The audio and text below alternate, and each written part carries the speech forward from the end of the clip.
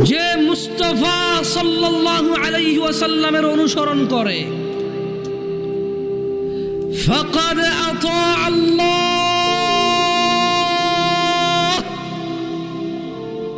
সে আল্লাহর ইবাদত করে। ওয়ামান তাওয়াল্লা, আর যে মুহাম্মদ সাল্লাল্লাহু আলাইহি ওয়াসাল্লামকে অনুসরণ করে না, ওয়াফামা আরসালনাকা আলাইহিম হাফিযা,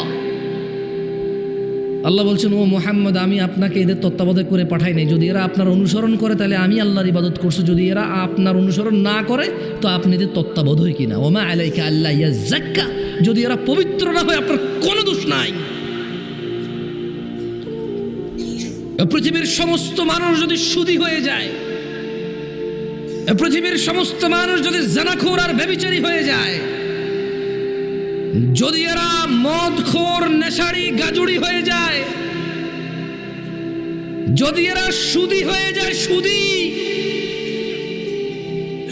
যদি এদের প্রত্যেক ব্যক্তি সুদের সাথে জড়িত হয়, যদি এদের প্রত্যেক ব্যক্তি নেশার সাথে জড়িত হয়, ওয়ামা আলাইকা আল্লা ইয়াযাক্কা, এরা যদি পবিত্র না হয় আপনার কোনো দোষ নাই।